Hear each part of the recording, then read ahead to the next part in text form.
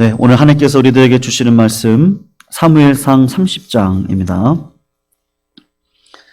7절에서 마지막 31절 조금 길지만요. 오늘 내용을 생각하시면서 같이 교독으로 읽고 마지막 31절은 같이 읽도록 하겠습니다. 사무엘상 30장 7절에서 마지막 31절입니다. 구약 459쪽에 있습니다. 459쪽. 예. 459쪽에 있습니다. 자, 제가 7절 읽겠습니다. 다윗이 아히멜렉의 아들 제사장 아비아달에게 이르되 원하건대 에봇을 내게로 가져오라. 아비아달이 에봇을 다윗에게로 가져가매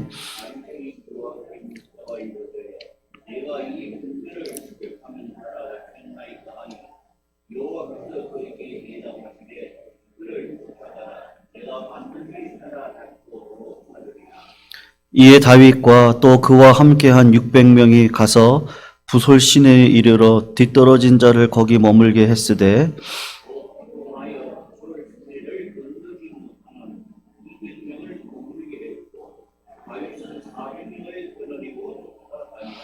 무리가 들에서 애굽 사람 하나를 만나 그를 다윗에게로 데려다가 떡을 주어 먹게 하며 물을 마시게 하고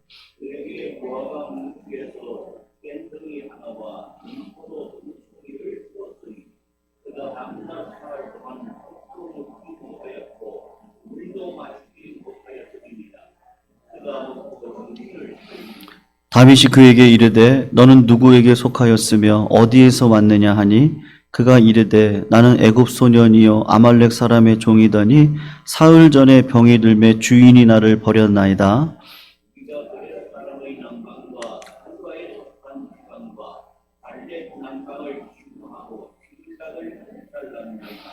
다윗이 그에게 이르되 내가 나를 그 군대로 인도하겠느냐 하니 그가 이르되 당신이 나를 죽이지도 아니하고 내 주인의 수중에 넘기지도 아니하겠다고 하나님의 이름으로 내게 맹세하소서. 그리하면 내가 당신을 그 군대로 인도하리이다 하니라.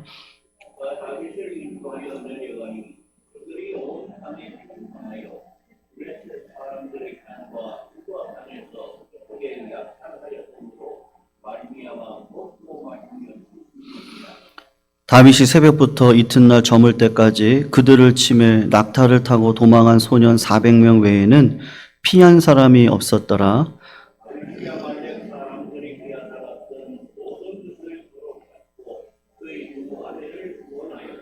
그들이 약탈하였던 것 곧 무리의 자녀들이나 빼앗겼던 것은 크고 작은 것을 막론하고 아무것도 잃은 것이 없이 모두 다윗이 도로 찾아왔고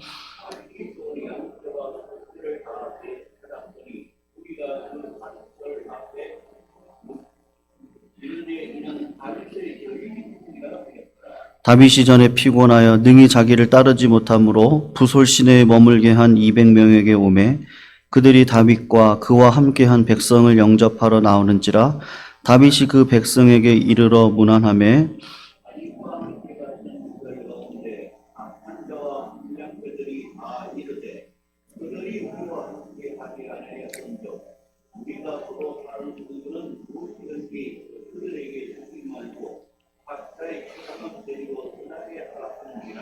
다윗이 이르되 나의 형제들아 여호와께서 우리를 보호하시고 우리를 치러 온 그 군대를 우리 손에 넘기셨은즉 그가 우리에게 주신 것을 너희가 이같이 못하리라.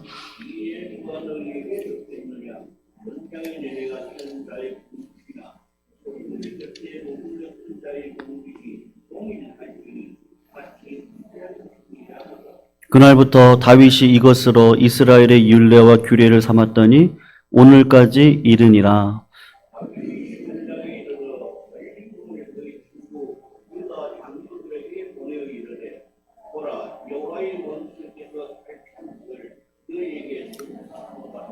베델에 있는 자와 남방 라못에 있는 자와 얏딜에 있는 자와 심머세 아로에 라길에 있는 자와 여라무엘 사람의 성읍들에 있는 자와 겐 사람의 성읍들에 있는 자와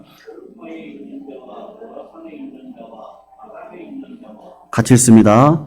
헤브론에 있는 자에게와 다윗과 그의 사람들이 왕래하던 모든 곳에 보내었더라. 아멘. 오늘 은혜가 지배하는 교회라는 제목을 가지고 같이 말씀 증거하며 은혜를 나누는 시간이 되면 좋겠습니다. 성도님, 교회는 어떤 법칙에 의해서 운영이 됩니까? 그러면 율법이 아니라 율법을 녹여낸 은혜의 법칙에 따라서 교회가 운행이 되어집니다. 교회가 아무리 잘 나가고 아무리 부흥을 하더라도 한 번 은혜가 떨어지면 그 다음부터는 마귀가 역사를 하고, 그러면 교회는 반드시 깨어지게 되어져 있고 성도들의 마음은 뿔뿔이 흩어지게 되어져 있습니다. 오늘 본문 말씀, 하나님께서 어제 저희들에게 주시고자 하시는 주제가 무엇이냐 하면 은혜라는 거예요. 은혜. 성도님들, 우리 교회는 은혜를 죽을 때까지 쫓을 수 있는 그런 교회가 되기를 정말 주님의 이름으로 축원합니다. 성도님들께서도 언제나 율법이냐 은혜냐 할 때 율법을 무시하는 것도 아니고 율법을 녹아낸 은혜의 법칙으로 모든 것들을 판단하시고 분별하셔서 결국은 그 은혜의 법칙이 무엇이에요? 하나님 중심이고 말씀 중심이고 이 교회 중심인 것이죠. 그것만 되어지면 하나님께서 우리 예광교회 100년 대계를 반드시 사람의 계획이 아닌 하나님의 계획으로 끌어가실 줄로 믿습니다.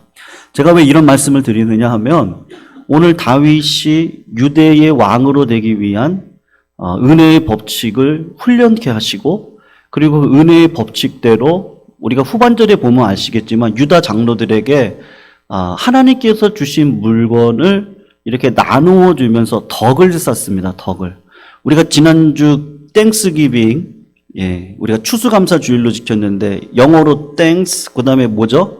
기빙이잖아요. 그러니까 하나님 앞에 감사하면 은혜를 받으면 주는 자리에 설 수밖에 없습니다. 그게 하나님을 사랑하면 이웃을 사랑하는 자리에 설 수밖에 없는 그런 은혜의 법칙인데, 오늘 다윗이 받은 은혜를 흘려보냈을 때 덕을 쌓아서 헤브론에서 유다의 왕으로 7년을 지내고, 그리고 또 그 시간에 또 덕을 쌓아서 마지막 33년 7개월 이상을 이스라엘의 왕으로 지내는 일들을 감당하게 되는데, 이때 하나님께서 우리들에게 꼭 통각해야 하는 게 있거든요. 그게 이 은혜의 훈련입니다. 은혜의 훈련. 오늘 본문 말씀을 보시면 블레셋 시글락에 1년 4개월 동안 다윗이 들어가서 살아갑니다. 그것은 다른 이유가 아니고 신앙적인 이유가 아니었어요. 그냥 우리 가족들을 살려야겠어요. 더 이상 10년 동안 쫓겨다니는 인생을 살아가는 게 너무 피곤해요. 그러니까 블레셋 땅으로 도망가면 사울이 나를 쫓지 않을 거야. 그런 마음으로 도망을 간 거거든요. 가서 보니까 육신의 평안을 위해서 신앙을 저버리고 믿음을 저버리고 그리고 인간적인 계획과 수를 쓰고 살아가야 되더란 말이죠. 그래서 이방인들을 침노하고 그들의 물건들을 뺏어오고 또 그들이 밀고를 할까 봐 다 죽이고, 그리고서는 아기스에게 가서 뭐라고 이야기를 합니까? 내가 유대인들을 쳤다. 우리 동족을 쳤기 때문에 내가 이런 전유물을 얻어왔다. 이걸 당신에게 바친다. 그런 거짓말을 하면서 1년 4개월을 지나왔다는 것이죠. 근데 그 위기 가운데 결국 어떤 위기가 옵니까? 블레셋과 유대인들이 싸우게 되어졌을 때 결국은 아기스가 다윗에게 같이 나가서 싸우자 이야기를 하니까 결국은 유대인의 왕이 되어질 다윗이 배반자로 서야 되는 상황 가운데 하나님께서 주신 은혜, 낯선 은혜가 있었습니다. 지난주 제가 말씀을 드렸는데 그 낯선 은혜로 인해서 아기스의 마음을 돌리게 하시고 또 시글락으로 돌아오게 하셔서 결국은 오늘 하나님께서 주시는 은혜가 있는데 딱 돌아와서 보니까요, 자기가 머물렀던 시글락이 전부 다 불타고 처자들은 아무도 없습니다. 그러니까 보니까 아말렉 족속들이 잠깐 3일 동안 빠져 있는 사이에 자기 동네를 침범해 와서 처자식들을 다 데리고 노략물을 가지고 다 데리고 간 겁니다. 여러분, 아벡의 전투에서 돌아왔던 600명의 장정들 지칠 대로 지쳤겠죠. 더 이상 갈 수 없는 상태가 되어졌는데 다윗이 200명을 남겨두고 400명을 데리고 추격을 하는데요. 여러분, 주석학자들이 뭐라고 이야기를 하냐면 이스라엘 남방 광야와 지리적인 상황을 잘 아시는 분들이 이렇게 이야기를 하는데 이 추적은 진짜 불가능한 추적이다. 그렇게 이야기를 합니다. 왜냐하면 광야를 가서 보면 도무지 어디로 갔는지 알 수가 없어요. 그러니까 하나님께서 낯선 은혜로 1년 4개월의 삶을 이제 끄집어내셔서 기독회도 하시지만 우리가 지난주 살핀 내용입니다. 근데 오늘 본문 속에서 하나님이 우리들에게 어떻게 역사하시느냐 하면 은혜의 법칙으로 역사하시거든요. 그냥 율법대로 하면요, 다윗 그냥 왕 안 되게 하면 돼요. 다윗 그냥 하나님의 말씀을 저버린 거잖아요. 이 시험을 견디고 이겨서 결국은 믿음으로 승리해서 왕이 되어져야 되는데 이방의 앞잡이가 되어졌단 말이죠. 그러면 그냥 왕 안 되게 해도 되잖아요. 근데 하나님께서는 그런 방식으로 우리들을 사용하시는 것이 아니라 계속해서 은혜의 법칙으로 우리를 자꾸 끌어가세요. 그리고 결정적으로 은혜의 자리에 세워놓고 결단하게 하시거든요. 이거를 통과하지 않으면 교회는요, 결단코 성장할 수 없습니다. 그러니까 다윗에게 왕이 되기 위한 마지막 시험인데 그게 뭐냐 하면 은혜의 법칙으로 하나님의 나라를 세울 수 있는 그릇이 되어졌니? 지금 하나님께서 그거를 시험을 하시는 거예요. 근데 그렇게 하려니까 아직 자식이 어리잖아요. 그러니까 어리니까 지금은 장성하지가 않으니까 딱딱한 음식으로 주지 못하고 우유를 주는데 그 우유가 뭐예요? 추격을 하려고 하는데 도저히 찾을 길이 없어요. 근데 하나님께 기도를 했더니 따라가래요. 그럼 반드시 잡을 거라 그러는 거예요. 근데 하나님께서 어떤 은혜를 주십니까? 오늘 보면 11절을 성도님들 보시면 광야에서 다윗의 군대가 우연을 가장한 필연이죠. 하나님의 계획 속에 애굽 소년 하나를 만납니다. 그 하나를 만나서 떡과 물과 많은 소중한 식량을 어떻게 하죠? 나누어줘요. 나누어줘가지고 그 아이를 살려줍니다. 그리고 정신을 차리고 난 다음에 이런저런 이야기를 들어보니까 아말렉 족속에서 같이 있다가 시글락을 같이 침략을 했던 자가 이자고, 근데 돌아가는 길에 이 애굽종이 병들어 있으니까 그냥 중간에 버린 거예요. 그러니까는 아말렉 족속은 아프면 버리는 겁니다. 사람이 필요 없으면 버려요. 근데 다윗은 지금 어떻게 하죠? 은혜로 치유를 해요. 은혜를 가지고 은혜의 법칙으로 애굽 한 아이를 살립니다. 살리고 나서 보니까 이 아이가 아말렉 족속에 있었던 종이라는 걸 알게 되고, 그리고 난 다음에 이 아이의 충고를 따라서 아말렉 족속이 어디 있는지를 발견을 해서 아무런 방비도 없이 한참 승리 축제를 벌이고 있는 아말렉을 쉽게 쳐서 처자들을 다 찾아냅니다. 아무것도 잃은 것이 없이 다 찾았어요. 한 오라기도요, 잃은 것 없이 다 찾았습니다. 그러니까 놀라운 은혜를 경험을 하게 되는 것이죠. 여러분, 이 승리가 다윗의 군사들의 마음을 180도 바꾸어 놓았습니다. 20절을 성도님들 잠깐 보시면 뭐라고 이야기를 하냐면, 다윗이 또 양떼와 소떼를 다 찾았더니 무리가 그 가축들을 앞에 몰고 가며 이르되 이는 누구의 전리품이라 그래요? 다윗의 전리품이다. 그렇게 이야기를 해요. 여러분, 다윗을 죽이려고 했던 자들이 이 자들인데 전쟁에서 승리를 하고 나니까 이거는 다윗의 전리품입니다. 이렇게 이야기를 하는 것이죠. 여러분, 인간은 그렇습니다. 제가 지난 시간에도 말씀드렸지만 사람은 믿을 존재가 아니에요. 사람은 사랑의 대상이지 믿을 존재는 되지 않아요. 그거를 우리가 자꾸 착각을 하면 안 되거든요. 그러니까 은혜를 베풀어야 되고 은혜를 받아야지 나도 살아가는 그런 존재가 인간입니다. 이때 하나님께서 여기서 이제 하나님 나라의 법칙에 대해서 가르치시는데, 여러분, 교회의 삶 속에서 위기란 존재하지 않나? 그렇지 않습니다. 맨날 같이 위기가 있습니다.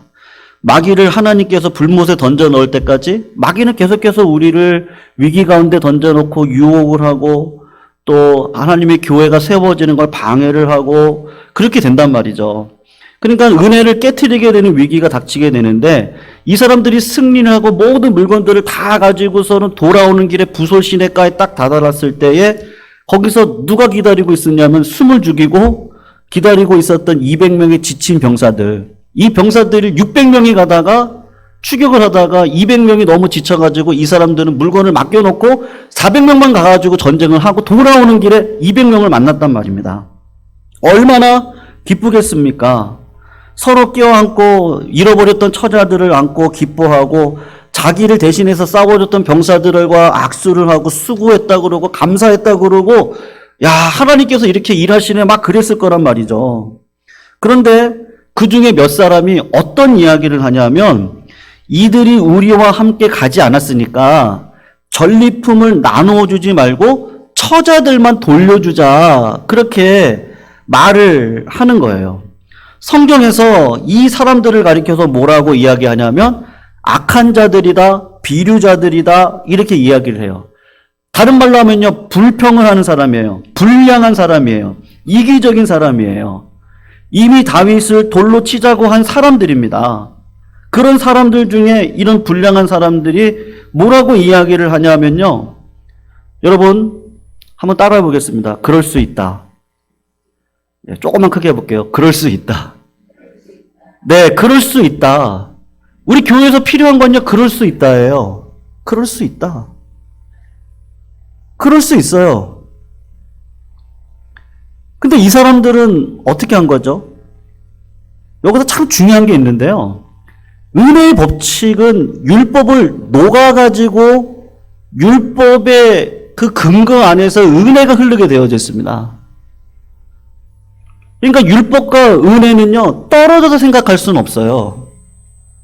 근데 어떤 사람은 율법만 붙들어요. 아, 그럴 수 있어.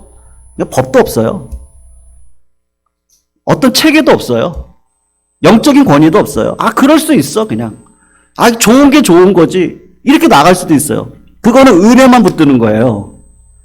근데 어떤 분은요, 율법만 붙들어요. 딱 율법으로 다 모든 걸 판단하는 거예요. 율법으로만 딱, 그냥. 그럴 수 있다가 없어요. 율법에 의해서, 아, 이렇게 했으니까 이렇게 해야 되고, 이렇게 했으니까 이렇게 해야 된다고, 너무 정답만 이야기하는 거죠. 여러분, 세상에서 가장 힘든 사람이 어떤 사람인지 아세요? 책 한 권만 읽고, 이게 맞다고 하는 사람. 그 사람 진짜 힘들고요. 두 번째로 힘든 사람이 정답만 이야기하시는 분들이에요. 정답을 모르는 사람은 없습니다. 근데 진짜 어려운 게 뭐예요? 정답으로 살아가는 게 힘들죠. 내가 정답을 알지만 그 정답으로 살아가는 게 진짜 힘든데, 오늘 본문 말씀에 악한 자와 비류들이 부정적인 말 한마디가 이 공동체에 미치는 영향이 얼마나 큰지, 이들이 말하고자 하는 핵심의 율법의 원칙이 뭡니까? 공평의 원리입니다. 여러분, 수고한 만큼 얻으리라고 하는 원리를 적용하고 있는 것인데, 이 공평의 원리가 하나님 나라 백성들의 원리로 작용을 할 수 있습니까? 그렇게 생각을 해보면 그렇지가 않은 거예요. 성경에서는 항상 이 두 가지 관점이 대립이 되어지는데, 불평, 불만을 하는 자들의 관점은 이건데, 그게 뭐냐 하면, 우리가 전쟁을 해서 얻은 이 전리품은 우리가 찾은 물건이다. 그렇게 이야기를 합니다. 우리라는 거, 내가 했다. 내가 했다는 관점을 생각을 합니다. 내가 수고해서 얻은 것이다. 공평의 원리를 이야기를 합니다. 근데 다윗은 뭐라고 이야기를 하죠? 우리가 도로 찾은 것이 아니라 하나님께서 우리들에게 이길 수 있는 힘을 주시고 상황을 주셔서 우리에게 주신 것이다 라고 말을 함으로써 불평하고 이기적인 욕심을 드러내는 자들에게 다윗이 지금 이 나라, 이 교회, 하나님의 나라는 어떤 은혜로 통치가 되어져야 될 것을 말씀하고 있는데, 그게 뭐냐 하면 은혜의 통치라는 것입니다. 다윗이 탈취한 것이라고 말했던 사람들이 얼굴색을 바꿔가면서 뭐라고 이야기를 하는 거예요? 내가 한 거다, 내가 한 거다. 그러니까 사람이 이렇게 바뀌는 거예요. 다윗이 탈취한 겁니다. 이렇게 얘기할 때가 언제였습니까? 근데 금방 부도시내 가가지고 우리가 탈취한 것을 기다리고 있는 200명에게 똑같이 분배를 하려니까 아까운 거예요. 그러니까 다윗이 탈취했다는 말을 안 하고 이제는 우리가 탈취한 것이다. 그렇게 말하는 인간의 어떤 그런 본연의 모습을 보이고 있는 것입니다. 근데 다윗은 이 시험 가운데 어떤 원칙을 세워요? 전장에 내려갔던 자의 몫이나 소유물 곁에 머물렀던 자의 몫이 같다. 그래서 똑같이 분배를 해야 된다. 지금 그 이야기를 하고 있는 것입니다. 사랑하는 성도님들, 이런 일들은요, 종종 교회에서 많이 일어납니다. 이 문제의 실상을 조금 더 분석하고 깊게 들어가서 보면 결국은 어떤 문제냐 하면요. 이 돈이냐, 이 하나님이냐 하는 문제입니다. 그리고 조금 더 구체적으로 생각을 해보면 돈을 사랑할 거냐, 사람을 사랑할 것이냐 하는 우리 사랑의 대상에 대한 문제로 결국은 귀결이 되어지는 것인데, 여러분, 돈을 사랑하는 자의 가지고 있는 가치관이 무엇입니까? 중요한 것은 공평의 원리인 거예요. 내 몫은 내가 챙겨야 한다. 그것을 요구하고 있는 세상 정신 속에서 살아가고 있는 자들의 이 모습인 것이죠. 여러분, 예수님께서 십자가에 달려 돌아가시기 전 마지막 주간에 일어났던 일이 있었는데요. 마리아가 예수님을 위하여서 300데나리온이나 되는 향유를 깨뜨려서 예수님의 발 앞에 부은 적이 있었습니다. 그때 가룟 유다가 했던 말이 있었는데 그 말이 무엇이냐면 이 향유를 어찌하여 300데나리온에 팔아서 가난한 자들에게 주지 아니하냐, 그렇게 이야기를 했어요. 여러분, 어떻게 보면 합당한 말입니다. 그럴듯한 말입니다. 누구도 논박할 수 없는 말입니다. 그런데 가룟 유다의 의도는 무엇이었어요? 이렇게 말하면 가난한 자들을 생각함이 아닙니다. 저는 도적이에요. 돈깨를 맞고 거기 넣은 것을 훔쳐가려고 그렇게 이야기를 했던 겁니다. 완전히 허를 찌르는 말씀인데 결국은 유다는 보기에는 공평의 문제로 이렇게 하고 있는 것 같은데 결국은 자신이 돈을 사랑하고 있는 모습을 성경이 폭로를 시키고 있는 것이죠. 초대 예루살렘 교회에서 교회가 한참 부흥을 할 때 부흥을 하니까 교회 건물을 지어야 되잖아요. 그러니까 아나니아하고 삽비라가 하나님께 돈을 바쳤던 사건이 있었습니다. 근데 어떻게 바친 겁니까? 자기가 챙겨야 될 돈은 챙겨놓고 그리고 그냥 바친 거예요. 그러니까 성령을 거역한 죄가 있어서 결국은 두 사람이 다 죽게 되어졌는데 가룟 유다도 스스로 목매어 죽음으로 하나님의 저주를 받고 아나니아와 삽비라도 그 자리에서 죽고 마른 것이죠. 오늘 본문에 나온 악한 자 비류들의 중심에는 어떤 마음이 있느냐면요. 하나님을 사랑하는 마음이 아닙니다. 사람을 사랑하는 마음이 아니에요. 그러니까 하나님을 사랑하면 이웃을 사랑하고 이웃을 사랑하면요. 성도님들 그렇지 않아요? 자식들을 키울 때도 아버지 어머니를 써서 왜 실수가 없습니까? 연약함이 있고 그리고 우리가 자라왔던 환경 속에서 나도 모르게 가지고 있는 DNA가 있어서 그 악의 DNA로 자녀들을 양육하고 훈육할 때가 있습니다. 근데 그거를 말씀의 기준으로 놓고 보면 아닐 때가 많거든요. 그래서 결국은 조금씩 고쳐나가죠. 부모들도 고쳐나갑니다. 고쳐나가서 결국엔 아이의 상황이 무엇인지를 파악을 하고 그러니까 세심해지더라고요. 그러니까 마음이 세심해지고 그 아이의 마음을 이해할 수 있도록 역지사지의 마음을 갖게 되고 상대편의 마음은 어떤 마음인지를 생각하고 그런 모든 것들이 배려가 되어지고 이런 식이 되어져서 가정들이 화목하게 되어지는 것처럼 하나님께서 저희들에게 사람입니까? 돈입니까? 하나님을 사랑하면요. 이웃을 사랑하는 자리까지 가는데 사랑하지 않는 내 모습이 보여요. 내 유익을 챙기려고 하는 모습이 있습니다. 그럴 때 하나님 앞에 나아가서 자꾸 하나님께 묻고 하나님의 뜻이 무엇인지를 또 되물어보고 또 말씀하시면 그것을 가지고 내가 하고 있는 이 일에 있어서 내가 잘못하고 있구나. 그거를 깨닫고 마음을 바꾸는 것이죠. 마음을 바꾸고 그리고 의뢰의 법칙에 따라서 하루하루를 살아가고 그 가운데서 하나님께서 주시는 열매로 세워지는 그 은혜를 경험하면서 살아가야 되는 것, 그것이 우리들이 해야 될 일입니다. 다윗은요, 그러니까 이들의 마음을 본 거죠. 마음이 어떻구나. 마음이 사람을 사랑하는 게 아니고 내 유익을 위해서 저렇게 마음 씀씀이를 저렇게 하네. 그 중심을 보고 단호하게 원칙을 세워가는데 그 원칙이 무엇입니까? 율법의 원칙이 아닌 것이죠. 공평의 원칙이 아니고 은혜의 원리였습니다. 성도님들, 이 공산주의의 근본이 뭐죠? 공산주의가 성경에서 나왔잖아요. 성경에서 나온 어떤 원리를 가지고 한 겁니까? 누구든지 다 잘 살아야 되는 거예요. 누구든지 잘 먹어야 돼요. 누구든지 좋은 집에 살아야 돼요. 그게 공산주의가 성경에서 뽑아낸 원리를 가지고 한번 이 땅 가운데 천국을 이뤄보겠다고 했던 겁니다. 근데 사람 마음이 악하잖아요. 그렇게 하다 보니까 누구는 숙청시켜야 돼요. 누구를 숙청시켜야 됩니까? 부자들은 숙청시켜야 돼요. 가난한 자를 살리기 위해서 부자들을 숙청시켜야 됩니다. 어떻게 보면 율법으로 보면 딱 맞는 말이에요. 근데 공평을 위한 원리인데 공평하지가 않아요. 세상의 원리가 그래요. 공평한 것 같은데 공평하지 않습니다. 절대로 이 땅에 공평은 없습니다. 제가 드리고 싶은 말은 그 말이에요. 하나님도 공평의 원리를 우리를 사용하지 않으세요. 예수님도 사랑하는 제자, 수제자가 3명이 있었어요. 우리 주님도 정말 사랑하는 자가 있었고 울고 싶은 자들이 있었습니다. 하나님께서 이 땅을 창조하실 때 어떻게 창조하시죠?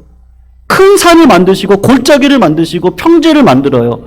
다 평지만 만든다고 생각을 해보세요. 그럼 이 땅 가운데 늪만 있을 거예요. 골짜기를 만들어서 위에서부터 물이 흘러서 내려오게 하고, 그리고 위에서는 목도 만들고 바다도 만들고 다 가지고 있는 은사가 다 틀린 거예요. 그래서 우리 기독교는 무엇을 얘기하죠? 청지기를 얘기합니다. 하나님께서 물질적으로 복을 주신 분이 있어요. 근데 청지기인 거예요. 그게 진짜 복은 아니에요. 진짜 복은 내가 가진 거 하나님이 주신 걸 알고 은혜로 흘려보내는 인생을 살아가는 게 진짜 복이죠. 세상의 공평의 원리라고 왜 나만 가난해? 그건 세상의 원리예요. 근데 하나님의 입장에서는 이것도 하나님의 뜻이야. 내가 부하든지 가난하든지 내게 능력 주신 자에서 내가 모든 것을 할 수 있어. 믿음으로 살아가면 돼. 인간은 과부의 그 두렙돈도 자기 전부를 넣으니까 예수님이 그거를 보고 이 여자가 마음을 들였다고, 진실함을 들였다고 이야기를 하거든요. 세상에 공평한 건 없습니다. 자꾸 공평을 따지고 율법을 따지면요, 누구는 잘했고 누구는 못했고 비교하게 되고, 아 누구는 기도를 많이 했으니까 저렇게 복을 받은 거고요, 나는 아직도 믿음이 없나 봐, 자꾸 이런 식으로 비교를 하게 해서요, 부모 입장에서 자식이 셋이 있습니다. 근데 첫째 자식은 너무 똑똑하고 돈도 잘 벌어요. 근데 막내는 몸도 불편하고 불구에다가 부모의 마음이 어디로 가겠습니까? 첫째 아이한테 그러겠죠. 야, 네가 좀 돈 버니까 막내 좀 챙겨줘라. 그게 부모의 마음이거든요. 자식의 도리가 뭐겠습니까? 우리 형제 자매인데 주신 은사가 그러니까 그렇게 해서 잘 벌었으면 야, 네가 좀 챙겨줘야지. 하나님께서 우리들에게 원하는 은혜의 법칙은 이게 공동체 생활에서 밀접하게 관계되어져 있는 것이죠. 성도님, 제가 청년부를 담당하던 시절에 청년부가 이제 한 10대 명에서 이렇게 많이 부흥이 돼서 한 이제 80명, 90명 이렇게 올라왔던 적이 있었는데요. 그때 청년부 예배를 따로 드렸습니다. 그러니까 인원이 많아지니까 한 공간에서 같이 드릴 수가 없어서 청년부를 2시 예배로 해가지고 1부 9시 예배, 2부 11시 예배, 점심 먹고 청년부 예배를 드렸어요. 근데 제가 모시고 있었던 목사님이 정치적인 성향이 있으신 목사님이셨어요. 그래가지고 설교를 하실 때 정치적인 설교를 막 하신단 말이죠. 그러면 청년들이 예배를 참여했다가 시험이 들어요. 그러고서는 이제 어떻게 되냐면요, 11시 예배를 참여하지 않고 청년부 예배만 참여를 하는 거예요. 여기서 공평의 원칙은 뭐고 은혜의 법칙은 뭡니까? 저는 그렇게 얘기를 했어요. 어쨌든 하나님께서 우리 교회의 영적인 지도자로 세운 건 우리 담임 목사님이시다. 나는 부목사다. 그러니까 청년 여러분들 2시 예배는 꼭 11시 예배를 참여하고 오셔라. 그게 하나님 보실 게 선한 거다. 목사님이 정치적이든 어땠든 그건 하나님이 판단하실 부분이니까 말씀은 말씀대로 받고 권위에는 순종하고 내려와서 예배를 드리는 게 여러분들 장래적으로 좋다. 저는 그렇게밖에 얘기를 못 하겠더라고요. 안 그러면요, 청년부 예배를 참여시키고 청년부가 막 커져서요, 그런 이제 막 강성의 청년들이 늘어나면 교회가 나중에 어떻게 되겠습니까? 결국은 깨지겠죠. 깨집니다. 그러니까 은혜의 법칙으로 가는데, 은혜의 법칙은 그냥 말씀입니다. 말씀 중심이에요. 말씀 안에서 영적인 권위에 대해서, 또 자녀가 부모의 권위에 대해서, 또 부모는 자녀에 대한 그 사랑에 대해서, 그런 그 말씀에 따라서 우리가 그냥 그 말씀에 순종해서 은혜의 법칙 아래 순종하고 걸어가는 게 그게 은혜거든요. 다윗의 입장에서도 공평의 법칙으로 따지면 이 사람들 수고 안 했습니다. 그러면 이 사람들 그냥 안 주면 됩니다. 근데 똑같이 수고를 한 게 있는 것이죠. 왜냐면 우리는 가족이니까요. 막내가 힘들고 어렵다고 그냥 놔두고 있으면 그게 가족입니까? 그러니까 은혜의 법칙 아래서 살려야죠. 같이 살려야죠. 같이 살리는 게 필요한 것입니다. 여러분, 교회를 지배하는 원리는요, 공평의 원리가 아니라 은혜의 원리입니다. 신앙생활을 하면서 우리가 깎이고 순응해야 되는 매우 중요하고 우리의 본성을 거스르는 원리가 바로 이건데, 정말로 이 은혜가 정말로 중요합니다. 먼저 된 자가 나중되고 나중된 자로서 먼저 될 자가 많다. 우리는 이걸 꼭 기억을 하셔야 됩니다. 공평의 원리만 따라가면요, 우리의 마음속에 결국 뭐만 있어요? 불평과 원망이 일어나게 됩니다. 불평과 원망이 일어나게 되면 결국은 어떻게 돼요? 인색하게 됩니다. 인색하게 되면요, 흘려보내지 못하고 세워주지 못해요. 그러니까 맏아들의 역할을 할 수 없어요. 품을 수 없습니다. 담을 수 없어요. 그릇이 될 수가 없습니다. 반면에 관대한 나눔이죠. 공동체를 풍성하게 합니다. 관대한 나눔이 공동체를 세웁니다. 다윗이라는 사람이 삶의 정신을 어떻게 하십니까? 결국은 은혜 가운데 세워갈 수 있도록 이번 훈련을 통해서 마지막 성도님들 26절 이하를 잠깐 보시면, 다윗이 시글락에 이르러 전리품을 그의 친구 유다 장로들에게 보낸다.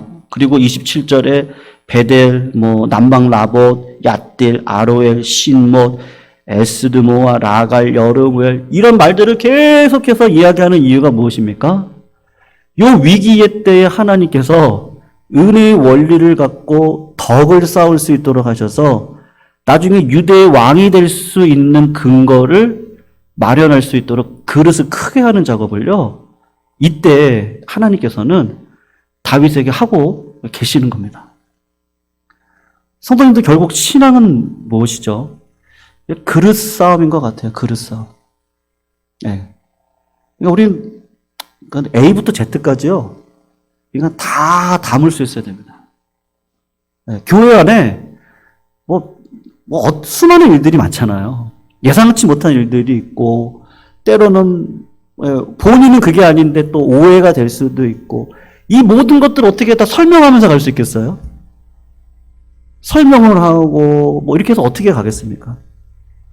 그냥 이게 은혜의 원리로 이게 다 품고 가면은 어느 순간 내가 장자권을 가지고 있는 축복을 누리면서 걸어갈 수 있게 됩니다. 우리가 읽진 않았는데요, 역대상 12장으로 가서 보시면요, 피난살이를 하는 다윗의 군대에 대한 실상에 대한 이야기를 하는데, 역대상 12장을 가면 다윗이 블레셋 시글락에 있을 때 다윗에게 온 이스라엘 백성들이 매우 많았다, 그렇게 기록을 하면서 다윗의 그 일꾼들에 대한 이야기가 나옵니다. 거길 보시면 이 8절 말씀인데요, 역대상 12장 8절을 보면 갓지파 사람들이 있었습니다. 갓지파 사람들은 요단강 건너편에서 온 사람들입니다. 그런데 뭐라고 얘기하냐면 이들의 얼굴이 사자와 같다. 그러니까 그들의 용기가 얼마나 대단한지를 이야기를 해요. 29절을 보면 베냐민 지파 사람들이 있습니다. 베냐민 지파는 누가 소속되어져 있는 지파죠? 이 사울 왕이 소속되어 있는 지파인데, 그럼에도 불구하고 지방색 혈연을 단언하게 끊고 믿음으로 하나님 편에 서기로 작정한 자들이 있었다. 그거를 말하고 있습니다. 그리고 32절을 보시면 이사갈 지파들이 있는데 족장들이 200명이나 다윗에게 나왔습니다. 그러니까 이 사람들은 시대를 분별할 줄 아는 사람들로서 다윗에게 나왔던 거예요. 그리고 33절을 보면 스불론 지파에서 다윗에게 나온 자들이 있는데 이 사람들의 특징이 뭐냐 하면 두 마음을 품지 않는 사람들이라고 칭찬을 하고 있어요. 성도님들, 성경이 왜 이런 기록을 우리에게 남겨두고 있습니까?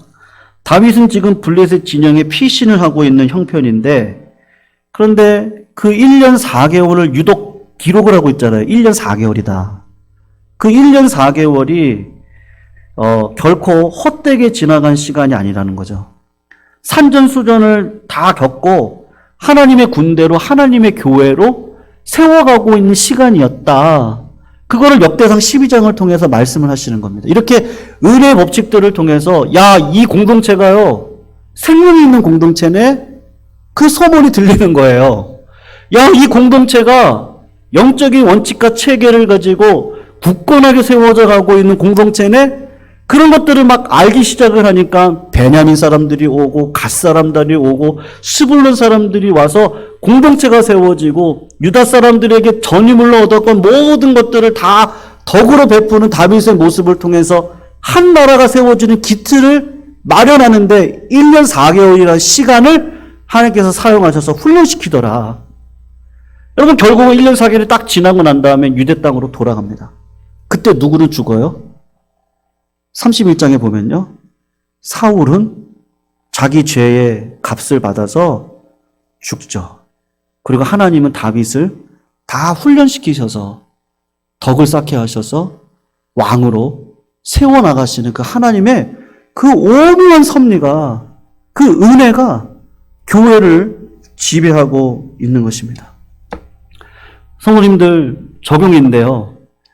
지금 우리가 코로나로 3월 달부터 3월, 4월, 5월, 6월, 7월, 8월, 9월, 10월, 11월. 지금 9개월의 시간을 지나가고 있습니다. 성도님, 9개월이 그냥 지나갔습니까? 우리 교회 참 감사한 거, 9개월이 지나가면서 원로 목사님이 추대가 되시고, 또 위임 감사 예배도 드렸고, 또 그냥 우리 교회가 오히려 더 이렇게 든든하고요. 이게 저만의 평가인가요? 제가 이렇게 9개월을 지내놓고 보니까 하나님께서 은혜로 세워가시고 있는 모습을 발견합니다. 믿으시죠? 믿으시죠? 예. 코로나로 얼마나 힘든 교회들이, 얼마나 많은 일들이 많습니까? 근데 하나님께서는 이 어려운 시기에도요, 그러니까 어렵던 쉽던 문제가 아닌 것 같아요. 내가 은혜의 법칙으로, 은혜의 원리로 하루하루의 삶을 잘 선택을 하고요. 우리 교회가 반드시 2, 3년이 지나면 이 지역사회에 소문나는 교회가 될 줄로 믿습니다.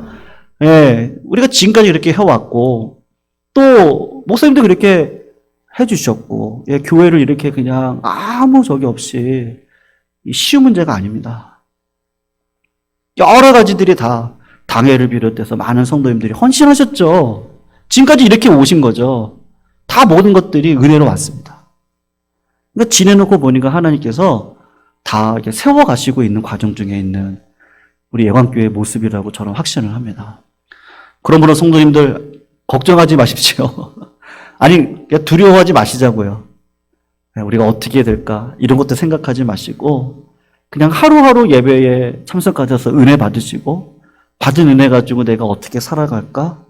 그것도 생각하시고 은혜가 너무 크면요, 내가 보이는 게 아니라 꼭 옆에 있는 사람이 보이게 되어져 있습니다.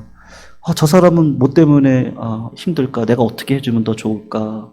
내가 어떤 말을 해줄까? 자꾸 이런 것들로 우리가 서로를 세워가다 보면 하나님께서 반드시 다윗을 축복하셔서 하나님의 나라의 통치가 이루어지는 나라로 세워갔던 것처럼 예광교회의 시대적인 상황을 감당할 수 있는 그런 교회로 우리 예광교회를 반드시 쓰실 줄로 믿습니다.